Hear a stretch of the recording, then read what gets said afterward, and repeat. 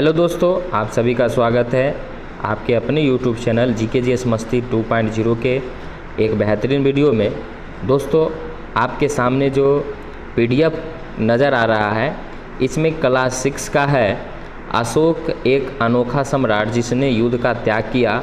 अध्याय 7 क्लास 6 आगामी सीटेट की परीक्षाओं के लिए महत्वपूर्ण है और जो NCERT की बुक पढ़ना चाहते हैं उनके लिए भी अति महत्वपूर्ण है। ठीक है, कंपटीशन के लिए भी अति महत्वपूर्ण है और इसको मैं बारी बारी से एक्सप्लेन करते हुए एक एक का एक्सप्लेन करते हुए समझाते हुए मैं चल रहा हूँ। तो चलिए बिना समय गवाए हुए मज़ेदार तरीके से, शानदार तरीके से मैं स्टार्ट करता हूँ। ठीक है, तो ये हो गया आपका चैप्टर का नाम।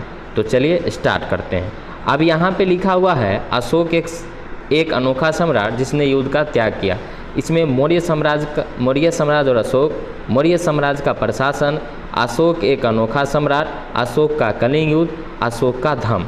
तो ये सभी बारी बारी से हम पढ़ने वाले हैं। तो चलिए अब आ गए हैं हम लोग मौर्य साम्राज्य और अशोक का ये PDF के माध्यम से चैप्टर। चलिए, मौर्य साम्राज्य की स्थापना चंद्रगुप्त मौर्य ने 2300 साल पहले चाणक्य या कौटिल्य की सहायता से की थी। तो यहाँ पे आपसे पूछा जा सकता है कि मौर्य साम्राज्य की स्थापना चंद्रगुप्त मौर्य ने कितने 100 साल पहले चाणक्य या कौटिल्य की सहायता से की थी? तो 2300 साल पूर्व। हालांकि सीटेट में आपको जो है बहुत ज़्यादा लिखा हुआ आपको मिलेगा, उसी के हिसाब से आपको जवाब देना है। ठीक है, वो ऑनलाइन परीक्षा में आपको कंप्यूटर पे पता चलेगा, ऑप्शन के हिसाब से आपको जवाब देना पड़ेगा। चलिए, चंद्रगुप्त, बिंदुसार, अशोक, ये सब उत्तराधिकारी का है और इसको बारी बारी से हम लोग पढ़ेंगे। चलिए, शानदार तरीके से कह रहा है कि अशोक के साम्राज्य में बहुत से नगर थे। साम्राज्य की राजधानी पाटलिपुत्र, उज्जैन और तक्षशिला जैसे नगर प्रमुख थे। तक्षशिला उत्तर पश्चिम और मध्य एशिया में जाने का मार्ग था। उज्जैन उत्तरी भाग से दक्षिणी भारत जाने वाले रास्ते में पड़ता था। यहाँ पे क्वेश्चन आ जाता है कि साम्राज्य की राजधानी पाटलिपुत्र, उज्जैन और तक्षशिला जैसे नगर प्रमुख थे और तक्षशिला जो जाने का मार्ग था उसको बेहतरीन रूप से आपको याद रखना है। यहाँ पे है उत्तर पश्चिम और मध्य एशिया।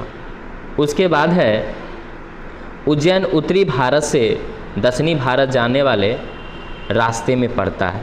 यानी उज्जैन कहाँ पड़ता है? तो आपको याद रखना है उत्तर भारत से दक्षिण भारत जाने वाले रास्ते में। तो बिल्कुल चलिए, और यहाँ पे एक मैप आ गया और मैप की सहायता से यहाँ पे देखिएगा बहुत अच्छे तरीके से कि मौर्य साम्राज्य का प्रशासन किस तरह है। ठीक है, मौर्य प्रशासन का जो ये मैप की सहायता से यहाँ पे देखिएगा, यहाँ पे आपका बे ऑफ बंगाल हो गया, बंगाल की खाड़ी, यहाँ अरबियन सी हो गया, अरब सागर। यहाँ पे देखिए बहुत बेहतरीन तरीके से इसको यहाँ पे देखिए। ठीक है, आपको पता चल जाएगा। ठीक है, चलिए, पाटलिपुत्रा, बोधगया, उज्जैन, सांची, ये सब है। यहाँ पे देखिए इधर अरबियन सी हो गया। फिर से देखिए, मैं समझाता हूँ आपको। ये अरबियन सी हो गया, यानी अरबियन सी, अरब सागर, बे ऑफ बंगाल, बंगाल की खाड़ी। ये आपका जो दिखाई देने वाला भाग है ये आपका हो गया सांची। क्या हो गया? सांची हो गया। ये हो गया आपका बोधगया। ये आपका हो गया पाटलिपुत्रा। यहाँ पे हो गया पाटलिपुत्रा। यहाँ पे हो गया पाटलिपुत्रा हो गया। उसके बाद मथुरा हो गया। ठीक है, चलिए, मथुरा हो गया। तो यहाँ पे देखिए अगल बगल जितना भी है सारे जो है मौर्य प्रशासन में जितने भी आते थे सारे चीज़ों को मैंने बता दिया है। ठीक है, सारे चीज़ों को मैं बता दिया। उसके बाद इंद्रप्रस्थ है। ठीक है, सारे चीज़ को मैंने बता दिया है। ठीक है, पाटलिपुत्र है ना, ठीक है, पटियाला है, पटना है ना, उसी को पाटलिपुत्र कहा जाता था। तो ये सारे चीज़ को हमने आपको एक्सप्लेन करके बता दिया। ठीक है, चलिए अब आगे बढ़ते हैं। चलिए अब यहाँ पे क्या लिखा हुआ है कि मौर्य साम्राज्य का प्रशासन पाटलिपुत्र और उसके आसपास के इलाकों पर सम्राट का सीधा नियंत्रण था। अब यहाँ पे पूछा जाएगा कि मौर्य प्रशासन का जो सीधा नियंत्रण था पाटलिपुत्र के आसपास इलाकों पर भी था। अब इस इलाके में क्या क्या होता था इसको आप बढ़िया से पढ़ लीजिए। इस इलाके के गांवों और शहरों से कर इकट्ठा करने के लिए राजा अधिकारियों को नियुक्त करता था। अब यहाँ पे ये बात समझ में आ गया होगा आप लोगों को कि ये छोटे छोटे जो गांव शहर होते थे यहाँ पे राजा जो होते थे वो अधिकारियों को नियुक्त करते थे। ठीक है, हाँ याद रखिएगा। ठीक है, चलिए नियुक्त करते थे छोटे छोटे गाँवों में। चलिए आगे है यहाँ पे तक्षशिला या उज्जैन जैसे प्रांतीय राजधानियों पर अक्सर राजकुमारों को वहाँ का राज्यपाल गवर्नर बनाकर भेजा जाता था। तक्षशिला या उज्जैन जैसी प्रांतीय राजधानियों पर अक्सर राजकुमारों को वहाँ का क्या बनाया जाता था, तो गवर्नर बनाया जाता था, यानी राज्यपाल बनाया जाता था। प्रादेशिक केंद्रों के बीच विस्तृत क्षेत्रों में मौर्य शासक सिर्फ मार्ग और नदियों पर नियंत्रण रखने की कोशिश करते थे और वहाँ से जो भी संसाधन कर व भेंट के रूप में मिलते थे उसे इकट्ठा किया करते थे। ठीक है, चलिए आगे बढ़ते हैं। अब यहाँ पे देखिए अर्थशास्त्र में लिखा था उत्तर पश्चिम कंबल के लिए, दक्षिण भारत सोने और कीमती पत्थर के लिए प्रसिद्ध था। ये पॉइंट आपको याद रखना है। अब यहाँ पे बताया गया है कि अर्थशास्त्र में लिखा था उत्तर पश्चिम कंबल के लिए और दक्षिण भारत सोने और कीमती पत्थरों के लिए क्या था, प्रसिद्ध था। तो आपको याद रखना है दक्षिण भारत किस किस चीज़ के लिए प्रसिद्ध था, तो सोने और कीमती पत्थरों के लिए प्रसिद्ध था। ये किस में लिखा हुआ है, तो ये लिखा हुआ है अर्थशास्त्र में। ठीक है, चलिए अंत में जंगल वाले इलाके के आते थे। अंत में जंगल वाले इलाके आते थे जहाँ रहने वाले लोग काफ़ी हद तक स्वतंत्र थे। उनसे यह उम्मीद की जाती थी कि मौर्य पदाधिकारियों को हाथी, लकड़ी, मधु और मोम जैसी चीज़ें लाकर दें। ठीक है, चलिए बहुत अच्छा, आगे बढ़ते हैं। अब यहाँ पे देखिए जहाँ कर नियमित रूप से इकट्ठा किए जाते थे वही नजराना अनियमित रूप से जब भी संभव हो इकट्ठा किया जाता था। ऐसे नजराने विविध पदार्थों के रूप में प्राय ऐसे लोग को दिए जाते थे जो स्वेच्छा से इसे देते थे।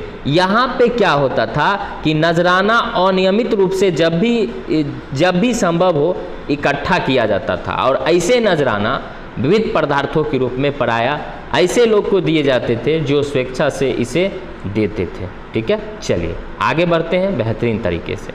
अब नोट में यहाँ लिखा हुआ है कि मेगास्थनीज चंद्रगुप्त के दरबार में पश्चिम एशिया के यूनानी राजा सेल्कस निकेटर का राजदूत था। अब यहाँ पे आप दिमाग लगा के याद कर लीजिए और मैं भी बता देता हूँ कि मेगास्थनीज जो था वो चंद्रगुप्त के दरबार में पश्चिम एशिया के यूनानी राजा, पश्चिम एशिया के कहाँ के राजा, तो पश्चिम एशिया के यूनानी राजा सेल्कस निकेटर का क्या था, राजदूत था। तो सीधा सीधा तो क्वेश्चन सीटेट में नहीं पूछा जाता है, आपको थोड़ा उल्टा पुल्टा घुमा के पूछा जाता है। तो इस पॉइंट को आप रट लीजिएगा।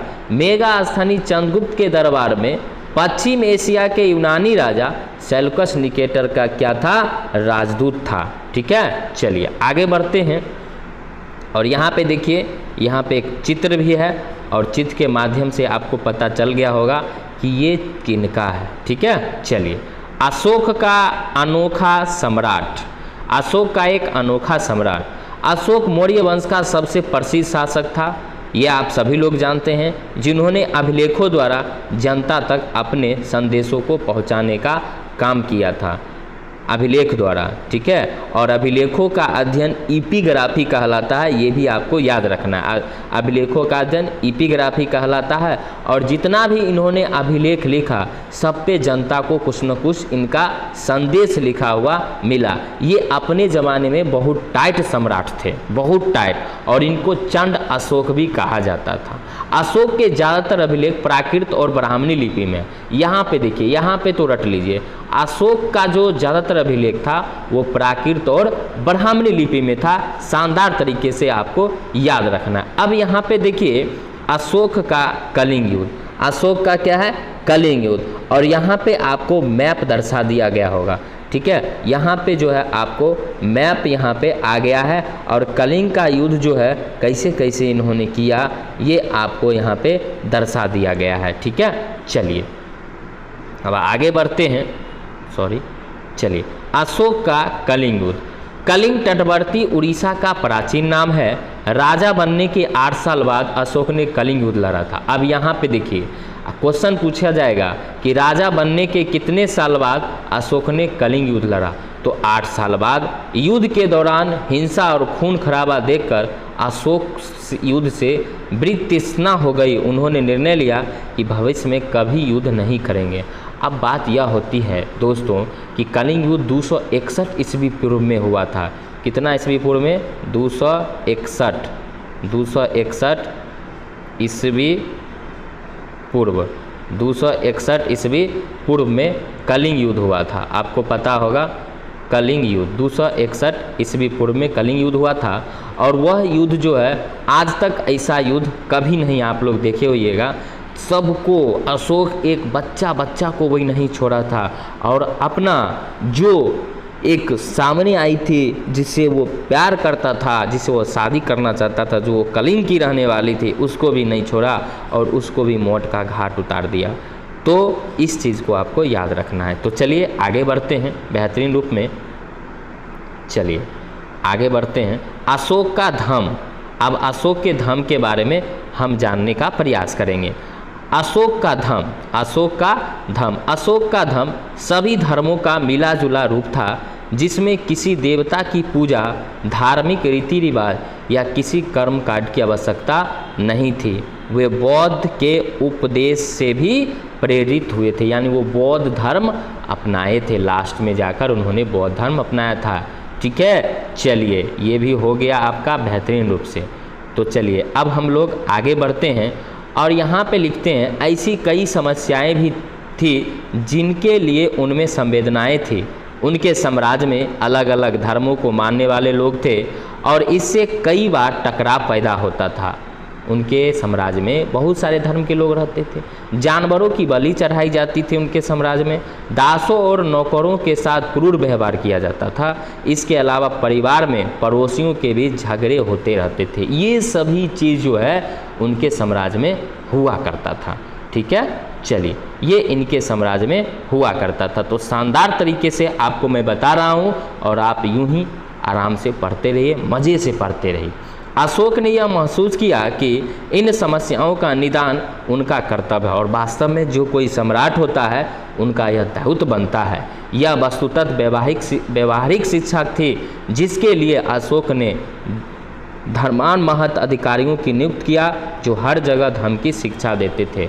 अशोक ने अपने संदेश कई स्थान पर शिलाओं और स्तंभों पर खुदवाया है, ठीक है। चलिए अशोक के धर्म के विचारों को प्रशासित करने के लिए सीरिया, मिस्र, ग्रीस तथा श्रीलंका में भी दूत भेजे थे। आपको पता होगा श्रीलंका भी भेजा गया था। उन्होंने सड़कें बनवाई, क्या क्या बनवाई? सड़कें बनवाई, कुएं खुदवाए और विश्राम गृह बनवाए। इसके अतिरिक्त उन्होंने मनुष्य और जानवरों की चिकित्सा की भी व्यवस्था की। अब बताइए, जानवरों की भी चिकित्सा की व्यवस्था करवा दिया था अशोक ने। तो ये सारे चीज़ को आप अपने दिमाग में बता के और बेहतरीन तरीके से आपको रखना है। फिर हम अगले नेक्स्ट वीडियो में इसके बाद वाले पार्ट को बेहतरीन तरीके से हम लेकर आएंगे। तब तक के लिए जय हिंद।